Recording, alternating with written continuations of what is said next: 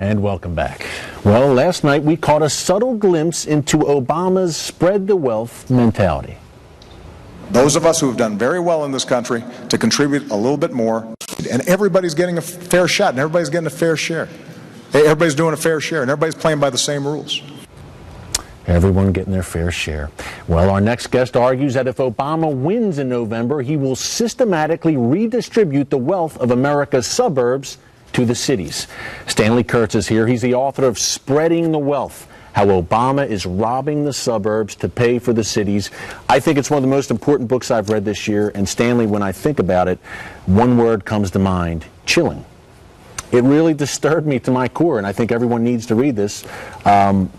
What you say, and your basic message here is President Obama intends to abolish the suburbs. That's your words, abolish the suburbs. Explain. Well, Eric, I know it might sound hard to believe that to say that President Obama wants to abolish the suburbs, but for nearly 2 decades, Barack Obama has been a huge supporter of a movement whose goal is to have city governments swallow up and control suburban governments. The idea here is to somehow let cities get a hold of that suburban tax money. So the bottom line, as you said, is that Barack Obama wants to redistribute the wealth of America's suburbs to the cities, and this is a big part of what his second term would be about. Yeah, it's interesting last night that one of the first things I think about that, Stanley, we talk about literally morphing suburbs and cities into one. You call it in the book like kind of like mini Manhattans. One of the things that would be most affected, obviously, are those great suburban school districts. He talked about education last night in the debate, did the president. How would school districts be affected by this plan?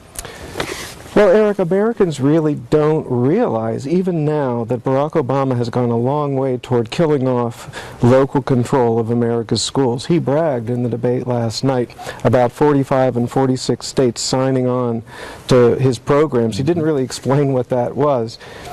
Barack Obama has created a national curriculum. This really isn't going to hit the consciousness of Americans until a second term. But 46 states, 45 or 46, have signed on to this national curriculum. It's going to be a far-left curriculum. It's going to dumb down standards. And once Obama consolidates his control over the curriculum, he's going to use that to force a redistribution of suburban school spending to the cities.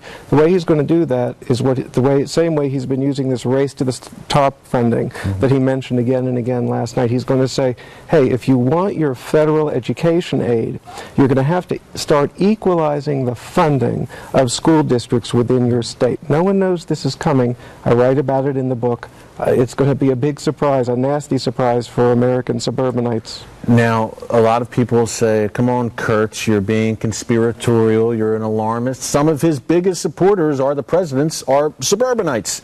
Wealthy, secular-minded suburbanites, some of his biggest funders, supporters. So tell us a bit more about it, some of the facts, and tell us about a group called Building One America that is pivotal to this plan. Well, Eric, the reason I wrote the book is because Barack Obama is looking to these middle-class suburban voters as the key. They are the swing voters who are going to put him over the top if he can get there. And so I wrote the book to let them know that he is actually after their money to redistribute it. Now, we already saw some video clips come out of Obama in previous years saying, well, we don't want to build highways in the suburbs. Your listeners might not I think we have that clip right now, Stanley. I don't mean to interrupt you. Let's go to that clip right now. 2007 speech at Hampton University, Barack Obama talking about spreading the wealth. We need additional federal public transportation dollars flowing to the highest need communities. We don't need to build more highways out in the suburbs if we have people in the cities right now who want to work but have no way to get into those jobs. We've got to help connect them to the jobs that exist. We should be investing in minority-owned businesses in our neighborhoods so people don't have to travel for miles away.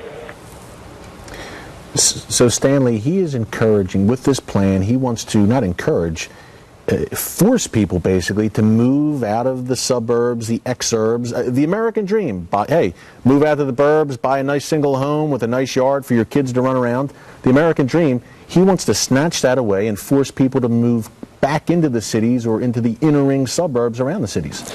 Well, that's right, and that's a way of getting that tax money to flow into the coffers of city governments. But there was yet another video clip that came out yesterday, just before the debate. Your listeners might not have heard about this. It didn't get as much publicity. And in that clip, it goes back to the point you raised about schools.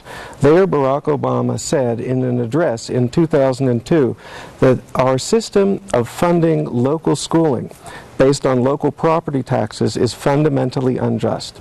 And what I show in the book is that he's already laid down a lot of policy tracks to try to change all that, again, by withholding federal money. But this group you mentioned, Building One America, is working with Obama today in the White House. And they were guests at the White House in July 2011, as you document in the book. Exactly. And the leaders of this group are some of the very same radical Saul Alinsky-style community organizers. The Chicago gang. The very people who trained and mentored Obama all those years ago in Chicago. Now, people say when you bring all that up, it's all in the past.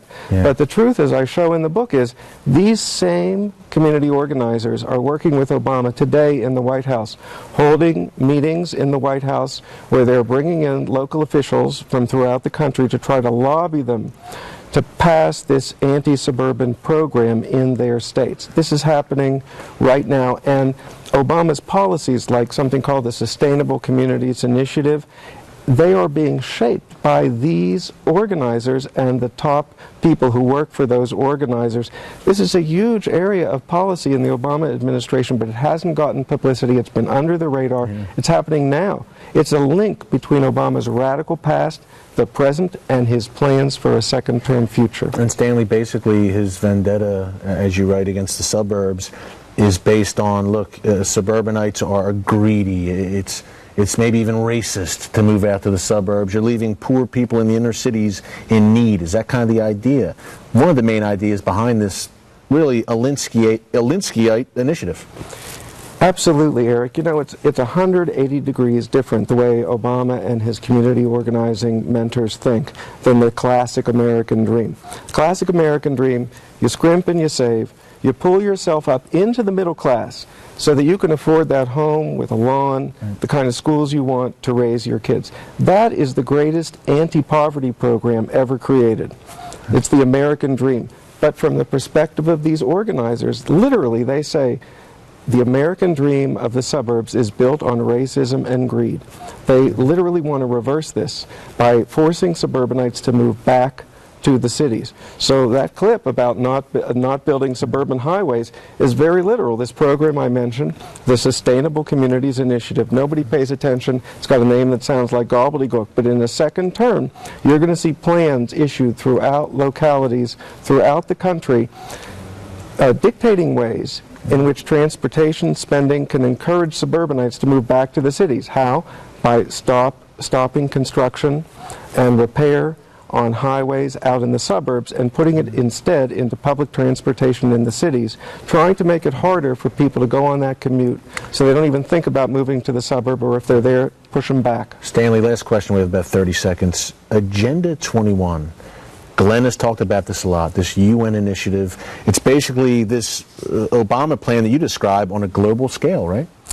Right, but what I've tried to do is emphasize the homegrown version of this. This movement that Obama's been a part of is called the Regional Equity Movement. People need to learn about that because that's where the real threat is coming from. After all, Obama is a member of that movement. He's the President of the United States. The UN doesn't have any technical power over America. If Americans learned about this regional equity movement, as I described it in the book, they would know where to put the pressure to stop all of this. Yeah, well, Stanley, thank you so much. The book is called Spreading the Wealth, How Obama is Robbing the Suburbs to Pay for the Cities. Pick it up, and November 6th looms large. Needless to say, Stanley, thank you so much. Much more coming up. Neglected intelligence, inadequate security, and downright lies. Our panel of Middle East experts dives into the administration's mishandling of the Libya consulate attack. Up next, don't move.